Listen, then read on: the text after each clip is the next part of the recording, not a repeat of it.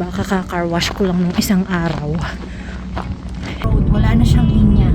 Masususundan mo lang yung sasakyan nasa unahan mo. Tuyo na ulit siya. Wala na ulit yung snow. Yeah, let's try this. Dark Rose, Starbucks.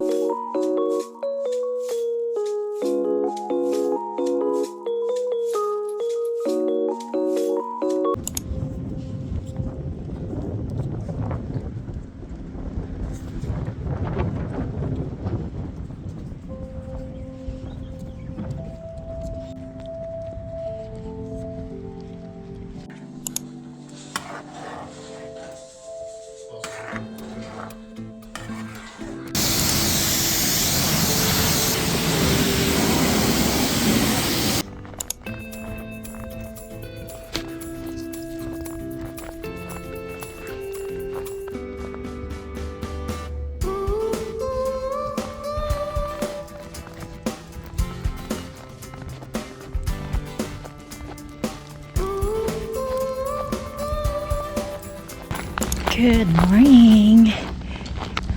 Hindi ba kaka-car wash ko lang nung isang araw. And nag-snow kagabi. Papasok tayo sa part-time job.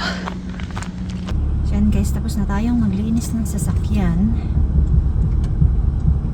And kagabi nag-snow. Maganda siya pag nag-snow ng ganito, flurries. Malambot siya, madali siyang linisin. Pero mamaya magpuputik yan. E nung isang araw, naglinis ako ng sasakyan. So yan. Hindi nyo ako nakikita guys kasi madilim. Nakikita ko yung road sa inyo. So tayo ay dadaan ng Stony Trail. Basta yung mga main road malilinis. Pero yung sa loob ng mga kagaya doon sa palibot namin, hindi siya masyadong malinis. Sorry guys kasi madilim. Hindi tayo pwede magbukas ng ilaw.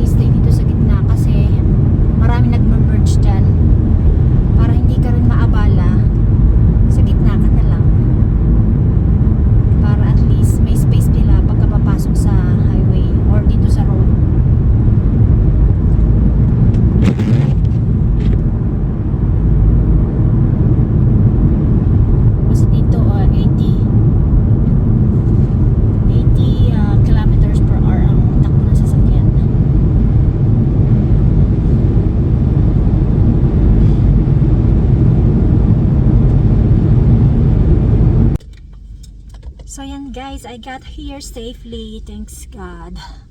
Hindi pa tayong worst na snow guys. Kumbaga, slight lang to. So yan, meron pa tayong 5 minutes. Okay lang yan kasi pangit ang weather. At least nakarating tayo sa shift natin. So magpapalit lang ako ng sapatos and then pasok na tayo sa loob.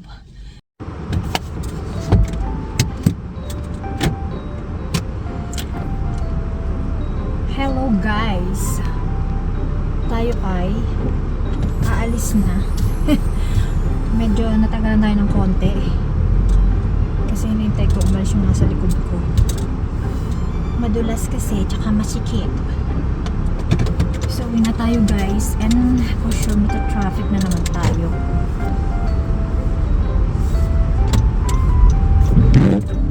Maganda ngayon guys. It's sunny. Nakita ninyo naman yung road after ng snow kagabi. Sunny naman ngayon. Maganda yung weather.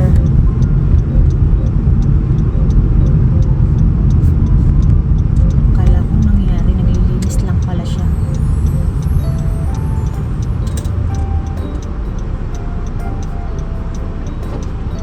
So, meron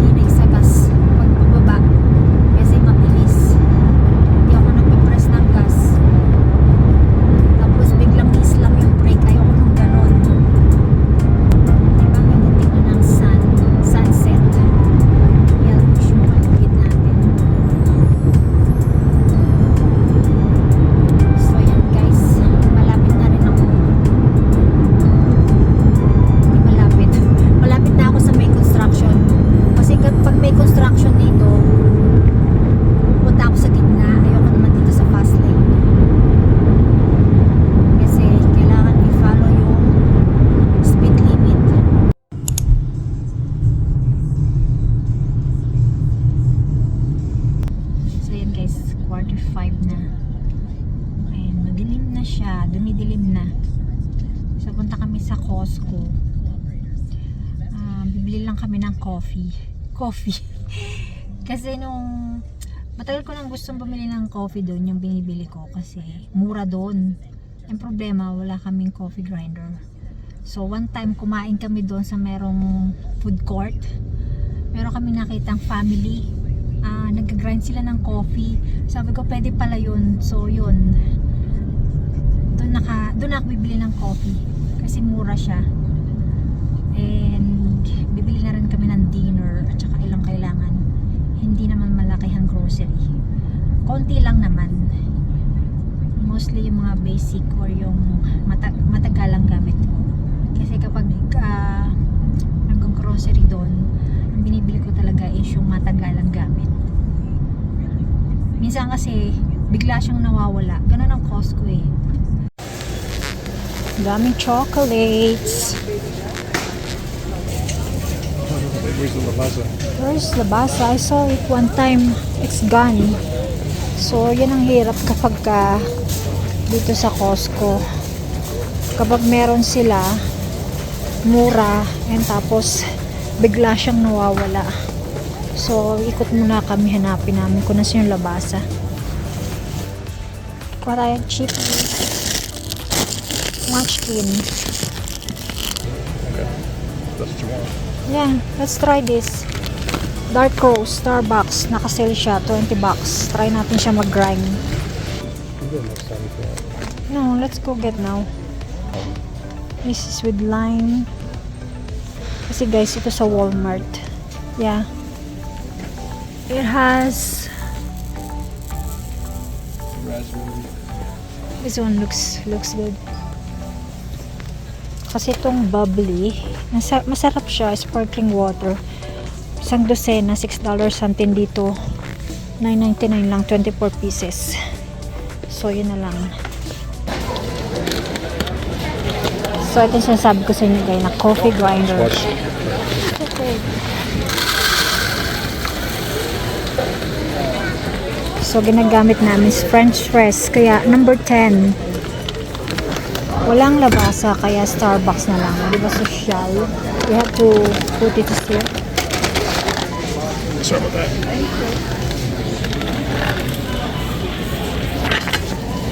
Okay, what now? Yeah, put it here.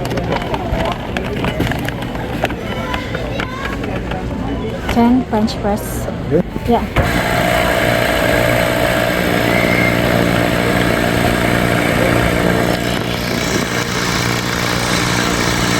So, yan guys, nandito na tayo sa apartment. So, yun, wala kami nabiling Labasa. Wala siguro silang available.